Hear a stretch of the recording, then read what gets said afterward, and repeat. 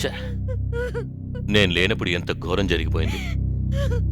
చిన్నమ్మి, కొంచెం తమాయించుకో. ఎలా తమాయించుకోమంటారు పెదబాబు? ఆయన రక్తం కక్కుతూ చనిపోవడం కళ్ళారా చూశాను. అదెలా మర్చిపోమంటారు? మీరే చెప్పండి.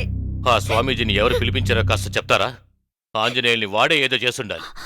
మీరు నమ్మరని నాకు తెలుసండి. ఆ స్వామీజీ చాలా మంచివారు, ఎవరికి హాని తలపెట్టరు. ఆంజనేయులు చనిపోవడానికి ఆ దెయ్యమే కారణం. తెలుసా మీకు? షడప్! మాటంటే ఎందుకే దెయ్యం దెయ్యని బుర్ర ముత్తుకుంటున్నావు? ఆ దెయ్యం ఎక్కడుందో ఒకసారి చూపించు, నేను చూస్తాను. పెదబాబు, అమ్మగారు చెప్పేది నిజమే.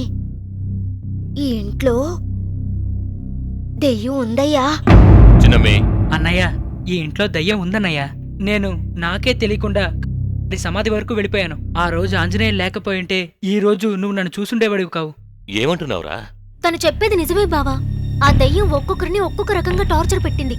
ముఖ్యంగా అక్కనే బాగా ఇబ్బంది పెట్టింది. ఆయన ఎవరిని నమ్మరు నందిని. మనమందరం అబద్ధం చెప్తున్నాం అనుకుంటున్నారు. ఏమండి, మనం ఇక్కడే ఉంటే ఆ దెయ్యం ఇంకా ఎవరెవరిని చంపుతుందో. ప్లీజ్, మనం ఇక్కడి నుంచి వెళ్ళిపోదామండి, ప్లీజ్. అవును పెదబాబు, ఇక్కడుండే ప్రతి క్షణం ఆయన్ని మర్చిపోలేక చిత్రవద అనుభవిస్తున్నాను.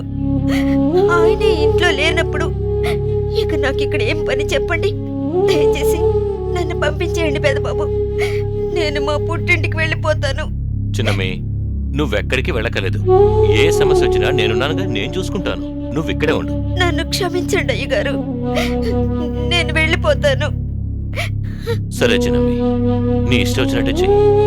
నువ్వెక్కడున్నా సంతోషంగా ఉండాలి.